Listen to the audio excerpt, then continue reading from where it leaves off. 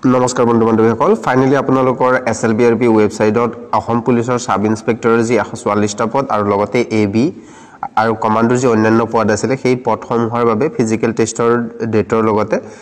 তাৰিখৰ নিৰ্দেশনা ঘোষণা কৰিছে আপোনালোকে যেতিয়া আজি আপোনালোকৰ এই অলপ কিছুদিনৰ পিছতে আপোনালোকৰ ৰিজাল্টটো শো কৰিব ইয়াতে মই যেতিয়া SLBRB ৱেবছাইটত যাম SLBRB ৱেবছাইটত আপুনি চাওক ইয়াতে যে SLBRB ভাৰতৰ ইয়াতে লিখা আছে যে আপোনালোকৰ যি নোটিছ আছে ৰিগাৰ্ডিং CWT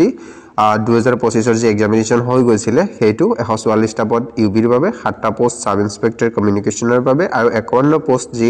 AB আসাম কমান্ডৰ কাৰণে আছিল তাৰ ওপৰত তো তাৰ ওপৰত নোটিছ এখন দি দিছে নোটিছখন চাওক ইয়াতে মই ডাউনলোড কৰি দেখুৱাই দিছো যেতিয়া নোটিছখন এনেকৈ ডাউনলোড কৰিম এডমিট PST PET বুলি ইয়াতে আছে আৰু ইয়াতে যেতিয়া আপোনালোকে ৰিজাল্টটো চেক কৰিব মেইনলি আপোনালোকে কি চাব লাগিব যে চাওক কোন প্ৰথমতে ইয়াতে কোৱা হৈছে যে আপোনালোকৰ এই যেটো টেষ্ট হৈছিল সেই টেষ্টটো আৰম্ভ হৈছিল 5 জানুৱাৰী 2025 আৰু আপোনালোকৰ যেটো পোষ্টৰ কাৰণে আজি পোষ্টৰ কাৰণে এপ্লাই কৰি এক্সামিনেশনটো দিছিলে আপোনালোকে ৰাতিপুৱা 11টা বজাত অৰ্থাৎ আজি 6 তাৰিখে ৰাতিপুৱা 11টা বজাৰ পৰা আপোনালোকে SLBRB ৱেবছাইটত গৈ আপোনালোকে ৰিজাল্টসমূহ চেক কৰিব পাৰিব কিন্তু ৰিজাল্ট চেক কৰাৰ আগতে আপোনালোকে কি ইয়াতে দিব লাগিব সেইটো এটাও কোৱা হৈছে আৰু লগতে PST কোড অনুষ্ঠিত হ'ব সেইটো উল্লেখ কৰা হৈছে যে আপোনালোকে ৰিজাল্টটো কেনেদৰে চেক কৰিব যে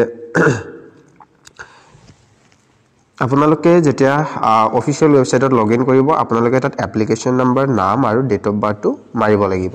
তাৰ পিছত আপোনালোকৰ যেটো PST হৈছে sub inspector unarm branch sub inspector communication sub inspector arm ব্ৰাঞ্চৰ কাৰণে 4th আসাম বেটেলিয়ন কাহিলিপাৰাত আপোনালোকৰ এই এক্সামটো অনুষ্ঠিত হ'ব তাৰ বাবে আপোনালোকৰ কি হ'ব ডেট অফ PST মেল ফিমেলৰ বেলেগ কৈ আছে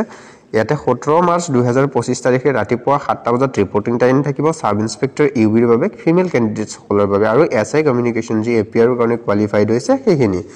18 মাৰ্চত আপোনালোকৰ ৰাতিপুৱা 7টা বজাত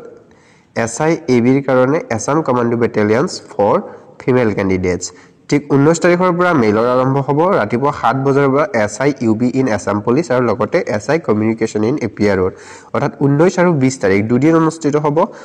আৰু লগতে সাব ইন্সপেক্টৰ ABৰ কাৰণে যেটো আসাম কমান্ডো বেটেলিয়নস আছে তাত অনুষ্ঠিত হ'ব আৰু মেল ক্যান্ডিডেটছৰ বাবে কেৱল এটা দিনতে ধাৰ্য কৰা হৈছে দিন হেতু 21 মাৰ্চ 2025 আৰু আপোনালোকৰ ইয়াতে কোৱা হৈছে যে যিসকল বন্ধু বান্ধৱীয়ে এডমিট কাৰ্ড বা PST PETৰ কাৰণে কোৱালিফাইড কৰিব সেই এডমিট কাৰ্ডসমূহ 9 তাৰিখ অৰ্থাৎ 9 মাৰ্চ 2025 তাৰিখে ৰাতিপুৱা দিনৰ 11টা বজাৰ পৰা তেখেতসকলে ফিজিক্যাল ষ্টেণ্ডাৰ্ড আৰু ফিজিক্যাল এফিচিয়েন্সি টেষ্টৰ কাৰণে এডমিট কাৰ্ডসমূহ ডাউনলোড কৰিব পাৰিব আপোনালোকৰ বেছি সময় নাই দিনৰ 11টা বজাত আৰু 2-3 ঘণ্টাৰ পিছতে আপোনালোকৰ যেটো অফিচিয়েল ৱেবছাইট আছে এই ৱেবছাইটত আপোনালোকৰ ৰিজাল্ট চেক কৰিব পাৰিব জেনেৰেলি ড্ৰাইভাৰৰ ৰিজাল্ট চেক কৰিছিলে যে result and admit card for driving test এনেকুৱাকে result.apcap.com আহি যাব আৰু আপোনালোকে ইয়াতে ৰিজাল্টসমূহ আৰু লগতে কাট অফ মাৰ্কছ শো কৰি দিব বা ৰিজাল্টৰ লিংক এনেকৈ দিব ক্লিক কৰি আপোনালোকে ইয়াতে ৰিজাল্টত এপ্লিকেশন নম্বৰ ইয়াতে ৰোল নম্বৰ আৰু ডেট অফ বাৰ্থ আছে তাত আপোনালোকে এপ্লিকেশন নম্বৰ নেম আৰু ডেট অফ বাৰ্থ মাৰি আপোনালোকে ৰিজাল্টসমূহ চাব পাৰিব যিসকল বন্ধু বান্ধৱী এই পৰীক্ষাটিত উত্তীৰ্ণ হৈছিল তেওঁলোকৰ নাম আহক তাৰে কমৰে ধন্যবাদ জয় অসম